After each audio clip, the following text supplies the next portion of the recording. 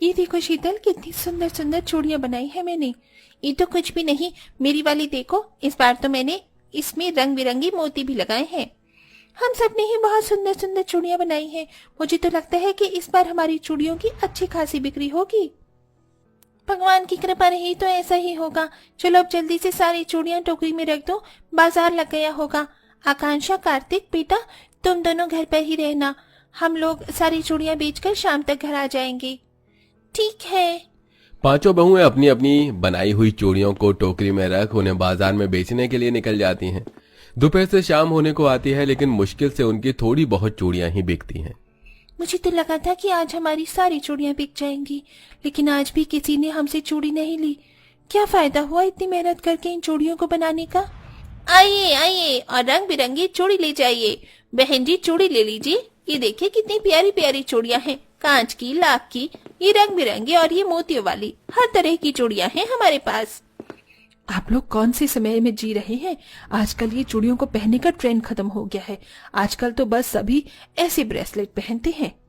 उस औरत की बात सुनकर पांचों बहू का उत्साह और ज्यादा कम हो जाता है और ऐसे ही रात होने को आ जाती है। अंधेरा होता देख पांचों बहुएं उदास होकर अपनी चूड़ियों से भरी टोकरी वापस घर ले आती हैं। ये क्या, आज भी तुम पांचों की चूड़ियां नहीं बिकी? कभी कभी तो ऐसा लगता है कि चूड़ियों का काम शुरू करके हमने बहुत बड़ी गलती कर दी। इससे अच्छा तो हम किसी के घर पर साफ सफाई का काम कर लेते, कम से कम 2-4 पैसे तो आते। तुम लोगों को इस तरह हार मानने की कोई जरूरत नहीं है। एक दिन देखना, लोग इन्हें चूड़ियों को खरीदने के लिए कैसे हमारे घर के बाहर लाइन लगाकर खड़े होंगे। अपने अपने पतियों की बात सुन पांचों बहुएं थोड़ी मुस्कुराती हैं, जिसके बाद अब सभी लोग खाना खाकर सो जाते हैं। जैसे ही आधी रात होती है, बाहर जोरों की आंधी चलना शुरू हो जाती है, जिससे उन सब का घर की चारों दीवारें धीरे धीरे हिलने लगती हैं। दीवारें हिलने की आवाज से सभी लोग घबराकर जाग जाते हैं। माँ, ये क्या हो रहा है? हमारी घर की दीवारें हिल क्यों रही हैं? पता नहीं बेटा, भगवान हमसे क्या चाहता है। पूरा परिवार डर के मारे एक दूसरे का हाथ पकड़कर बैठा होता है। कुछ घंटे बाद आंधी थमने लगती है, जिससे अब उनके घर की दीवारें हिलनी बंद हो जाती हैं। सभी लोग बड़ी मुश्किल से सोए ही होते हैं कि तभी धीरे धीरे उजाला होने लगता है, जिसे देख पांचों बहुएं जल्दी से जागती हैं और नन्ही सी आकांक्षा को लेकर शौच करने खेतों में चली जाती हैं। माँ, पता है हमारी टीचर कहती है ऐसे खुले में शौच नहीं करना चाहिए, इससे बहुत सारी बीमारियां फैलती हैं। हम जानते हैं आकांक्षा बेटा, लेकिन क्या करें, इतनी मेहनत करने के बावजूद भी हमारे पास आज तक इतने पैसे तो जुड़ ही नहीं पाए कि जिससे हम अपने घर की मरम्मत करवा सके। तो क्या ही हम लोग अपने घर में एक टॉयलेट बनवाएंगे। ऐसे सुबह सुबह खेतों में आना मुझे बिल्कुल भी सही नहीं लगता। क्या पता कब कौन देख ले। हम औरतों की जिंदगी भी कितनी कठिनाई भरी है ना। पांचों बहुएं और आकांक्षा खेतों में जाकर शौच करके वापस घर आ जाती हैं, जिसके बाद घर का सारा काम खत्म कर अब पांचों बहुएं फिर से चूड़ी बनाने के काम में लग जाती हैं। लेकिन इस बार भी उनकी बनाई हुई चूड़ियों को कोई नहीं खरीदता। जैसे जैसे समय गुजरता है, वैसे वैसे सभी लोग मॉडर्न होने लगते हैं। मॉडर्न होने की वजह से अब किसी को भी ट्रेडिशनल चीजों में जरा भी दिलचस्पी नहीं होती। ऐसे ही एक दिन, बस अब बहुत हुआ, बहुत बना ली हमने चूड़ियां। जब एक भी चूड़ियां बिकनी ही नहीं तो क्यों हम लोग मेहनत करके चूड़ियां बना रहे हैं। तुम सही कह रही हो मनीषा, जब हमारी मेहनत का कोई फल ही नहीं मिल रहा है तो हम क्यों मेहनत करें। मनीषा शीतल की बात सुन बाकी की बहुएं भी अपनी बनाई हुई चूड़ियों को और चूड़ी बनाने वाले सामान को घर के कोने में रख देती हैं। और अब ऐसे ही कई दिन गुजर जाते हैं, लेकिन पांचों बहुओं में से कोई भी चूड़ी को हाथ तक नहीं लगाता। दोपहर का वक्त होता है, सब सो रहे होते हैं कि तभी उनके घर की छत का एक टुकड़ा अचानक से जमीन पर गिर जाता है, जिसकी आवाज से पांचों बहू की घबराकर आंख खुलती है। भगवान का लाख लाख शुक्र है कि हम इस तरफ नहीं सो रहे थे, वरना ये छत का टुकड़ा तो सीधा हम पर गिरता। ऐसी टूटी फूटी मकान में रहने से अच्छा है कि हम लोग बाहर तिरपाल लगा कर रह ले। कम से कम ऐसी दीवारें गिरने का डर तो नहीं होगा। उनके लिए कहना तो बहुत आसान था, लेकिन करना उतना ही मुश्किल। अपनी गरीबी और कम पैसों की कमाई के चलते पूरा परिवार चाहकर भी ना ही तो अपने घर की मरम्मत करवा पा रहा था और ना ही कोई ढंग का किराए का मकान लेकर उसमें रह पा रहा था। तुमने मेरी गुड़िया तोड़ दी, अब मैं किससे खेलूंगी। क्या हुआ आकांक्षा बेटा, तुम रो क्यों रही हो। चाची चाची, कार्तिक ने मेरी गुड़िया तोड़ दी, अब मैं कैसे खेलूंगी। कार्तिक बेटा, तुमने आकांक्षा की गुड़िया क्यों तोड़ दी। उसके पास एक ही गुड़िया थी और वो भी तुमने तोड़ दी। शीतल आकांक्षा को चुप करवाती है और घर के कामों में लग जाती है। वहीं आकांक्षा और कार्तिक अब खेलने के लिए घर में किसी चीज को ढूंढ रहे होते हैं कि तभी उनकी नजर घर के कोने में रखी चूड़ियों पर जाती है, जिसे देख अब शीतल कार्तिक चूड़ियों के ढेर में से कुछ चूड़ियों और गोंद को ले लेते हैं और अब गोंद की मदद से उन चूड़ियों को आपस में चिपकाने लगते हैं।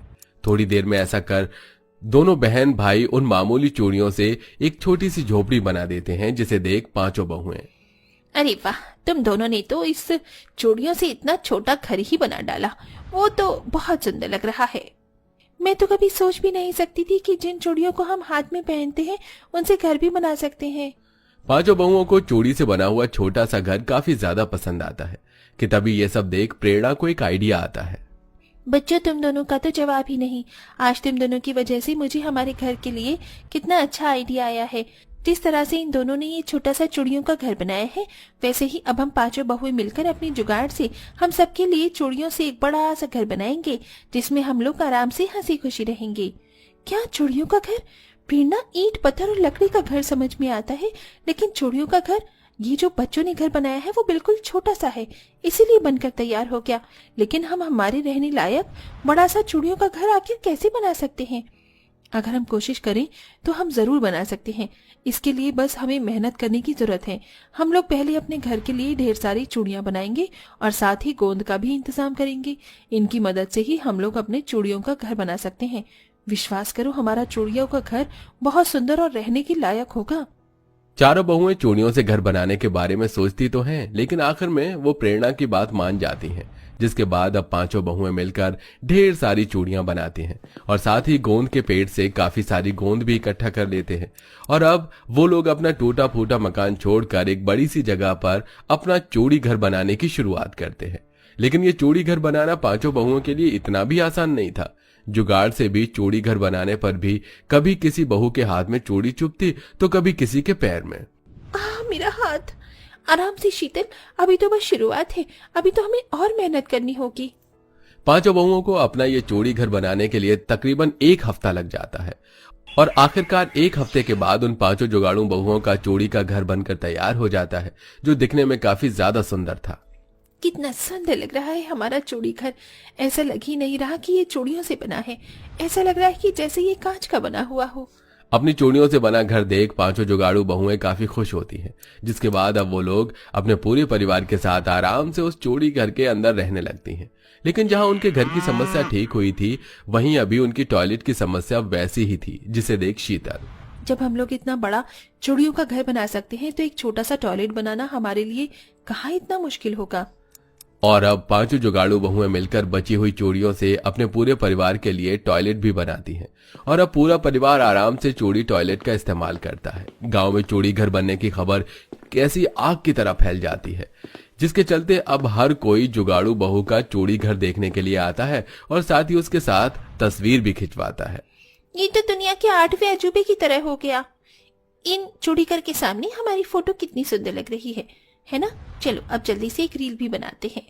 पांचों जुगाड़ू बहू के बने हुए चूड़ीदार और टॉयलेट को देखने के लिए सिर्फ गांव से ही नहीं बल्कि शहर से भी काफी लोग आने लगे थे। और अब जिन लोगों में चूड़ियों को पहनने का ट्रेंड खत्म हो गया था, अब वही लोग चूड़ी का घर और चूड़ी से बने टॉयलेट को देखकर दोबारा से चूड़ियां खरीदना शुरू करते हैं। मुझे ये नीली और पीली वाली चूड़ी देना, इसे पहनकर मैं आपकी चूड़ी घर के सामने ढेर सारी फोटो क्लिक करवाऊंगी।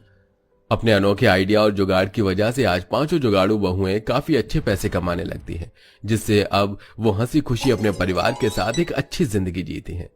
क्या आपने कभी अपने घर में कोई जुगाड़ किया है? हमें कमेंट बॉक्स में जरूर बताइएगा।